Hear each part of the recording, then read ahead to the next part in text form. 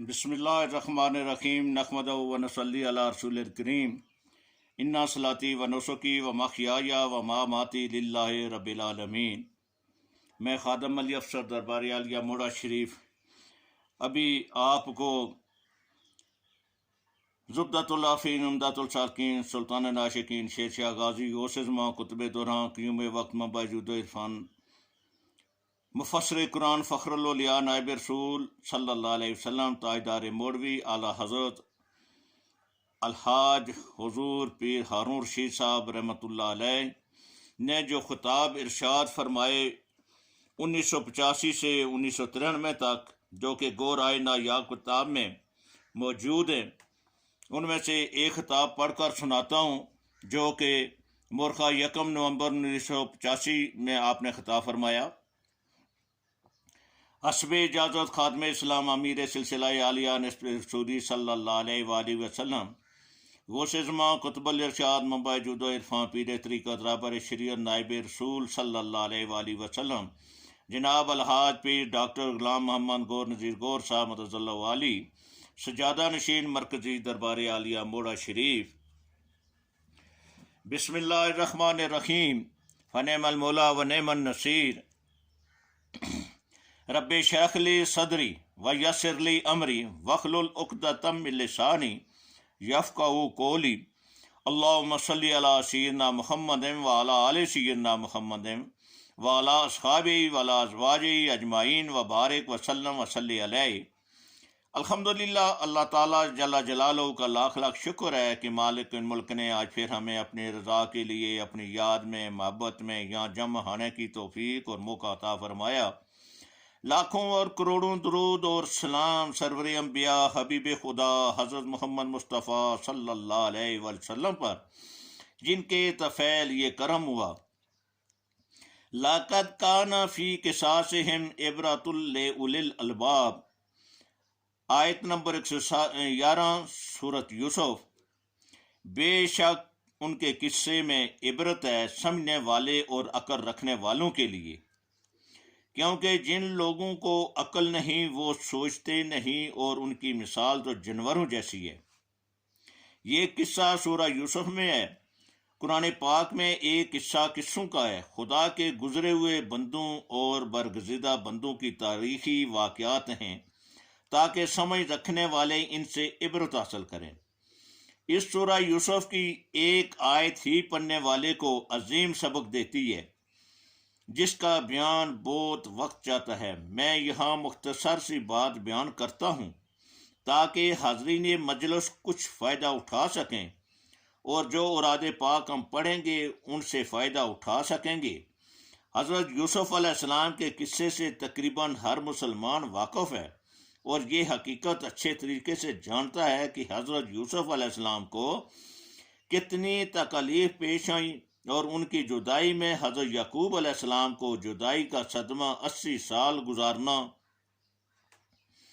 پڑا۔ روتے روتے آنکھیں سفید ہو گئیں۔ وہ سب بہت ہی غم اور دکھ والی بات ہے، خاص طور پر اس لیے کہ حضرت یوسف علیہ السلام تمام تکالیف سے نجات حاصل کر کے عزیز مصر بن گئے۔ یعقوب علیہ السلام پھر بھی اس فکر اور غم میں تڑپتے رہے۔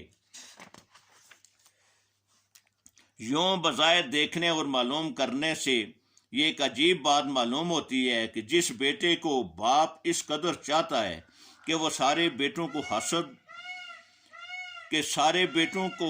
حسد نے اندھا کر دیا اور اس کے قتل کے درپے ہو گئے، وہ آرام اور عیش میں رہے، حالانکہ اس کو معلوم ہوا کہ اس کا باپ کس قدر اس کے لیے تڑپ رہا ہے، وہ بادشاہی کر رہا ہے۔ مگر جب انسان تحقیق کرتا ہے تو واقعہ سے بڑی عبرت حاصل ہوتی ہے کہ جب یعقوب علیہ السلام یوسف علیہ السلام سے ملنے کے لیے گئے، ملاقات ہوئی اور پھر تخت پر جا کر یوسف علیہ السلام کے ساتھ بیٹھے تو دیکھا کہ نزدیک کاغذوں کا بنڈل پڑا ہے۔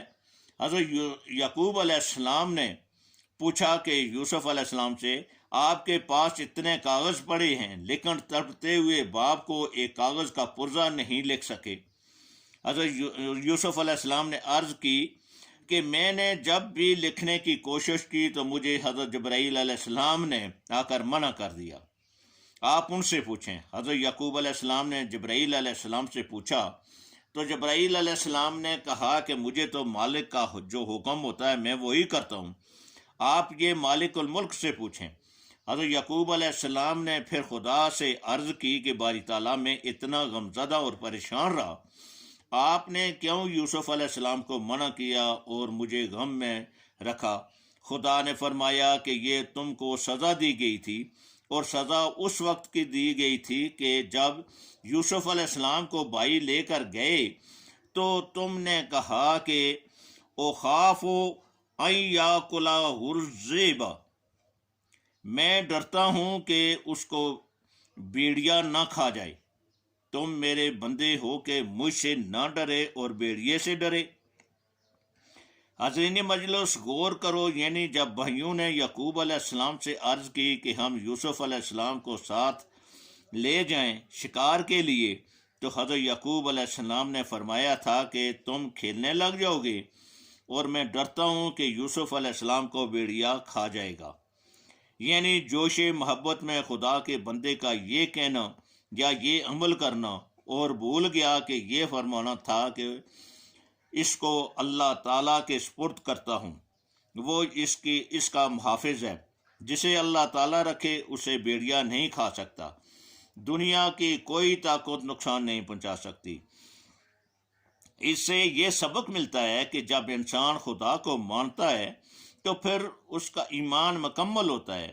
اپنے آپ کو مختار یا کسی اور کو مختار نہیں سمجھنا چاہیے، بلکہ ہر چیز اللہ تعالیٰ کے حوالے کرنی چاہیے۔ جو یہ عقیدہ رکھتا ہے کہ اللہ تعالیٰ کے سوا کوئی نہیں، وہی مالک ہے، خود آپ کو ہمیشہ یہی خیال رہنا چاہیے کہ کوئی عمل قولاً فعلاً ایسا نہ آپ کر دیں جو خدا کی مرضی کے خلاف ہو، اور باقی تو سب کچھ اللہ تعالیٰ کے سپرد ہے۔ ایسے انسان کا ہر عمل عبادت ہوتا ہے اور اس کی ہر چیز اللہ تعالیٰ کی امان میں ہوتی ہے۔ دوسری بات یہ ہے کہ جب یوسف علیہ السلام کی ملاقات بھائیوں سے ہو گئی، یعقوب علیہ السلام سے ہو گئی، اور بھائیوں کی غلطی معلوم ہو گئی تو وہ بھائی سخت پریشان اور نادم ہوئے۔ پیغمبر کی اولاد تھی، قیامت پر یقین رکھتے تھے، اس لیے خدا سے معافی مانگنے میں ہی اپنی نجات سمجھی۔ اس لیے اپنے باپ کے سامنے عرض کی کہ قالوا یا ابانا استغفر لنا ذنوبنا انا کنا خاطئین، آیت نمبر 97 سورۃ یوسف۔ انہوں نے کہا ہے ہمارے باپ ہمارے لیے اللہ تعالیٰ سے معافی مانگیں، ہم گناہ گار ہیں۔ حضرت یعقوب علیہ السلام نے فرمایا قال سوف استغفر لکم ربی انہ هو الغفور الرحیم، آیت نمبر 98 سورۃ یوسف۔ میں تمہارے لیے اپنے رب سے معافی مانگوں گا، وہ بے شک بخشنے والا ہے۔ پہلے یہ کہ خطا کار وہ تھے تو معافی کے لیے باپ کو کیوں کہا؟ اس لیے کہ وہ خدا کے برگزیدہ بندے تھے، ان کی زبان گناہ سے پاک تھی، اس لیے ان کی دعا مقبول تھی۔ دوسری وجہ یہ کہ یعقوب علیہ السلام نے بھی فرمایا کہ دعا کروں گا، یہ نہیں فرمایا کہ تم خود کرو، گناہ تم نے کیا ہے اور معافی میں مانگوں، اس لیے کہ آپ جانتے تھے کہ جو خدا سے زیادہ ڈرتا ہے اس پر خدا کا فضل ہوتا ہے، اور ایسے آدمی کے پاس جا کر دعا کے لیے عرض کرنا خدا کی مہربانی کا ذریعہ ہوتا ہے۔ آپ حضرات یہاں اپنی مرادیں لے کر آتے ہیں، دینی اور دنیاوی۔ یہ ارادے پاک اس لیے پڑھے جاتے ہیں کہ ان کی بدولت ہم خدا کی بارگاہ میں اپنے گناہوں کی معافی مانگیں اور پھر اس کی مہربانی طلب کریں۔ اس لیے اسی خیال اور اسی طریقہ پر عمل کرتے ہوئے ارادے پاک شروع کریں۔ یہ بڑی معنی خیز فرمان ہے پیر صاحب کا، اس کو غور سے سنیں، غور سے سمجھیں، اللہ تعالیٰ سے توفیق مانگیں کہ اللہ تعالیٰ سمجھنے کی توفیق اور عمل کرنے کی توفیق عطا فرمائے۔ 9، 10، 11 جون عرس مبارک ہو رہا ہے، جو کہ بڑے پیر صاحب جناب غوث المعظم رابر اعظم طریقت نسبت رسولی پیر نذیر احمد رحمۃ اللہ علیہ اور غوث زمان قطب دوران شیر شاہ غازی پیر ہارون رشید صاحب رحمۃ اللہ علیہ کا عرس مبارک ہو رہا ہے. آگے لوگوں کو بھی اطلاع دیں اور خود بھی عرس مبارک میں لازمی شامل ہوں، اور شامل ہو کر اپنی دنیا اور آخرت کی بھلائی کا لیے بھی دعا کریں، اور دعا کریں کہ اللہ تعالیٰ ہمارے پیر و مرشد کے درجات تا قیامت بلند فرماتا رہے، جنہوں نے ہمیں یہ تعلیم اور شوق عطا فرمایا. آمین ثم آمین. وما علینا الا البلاغ المبین.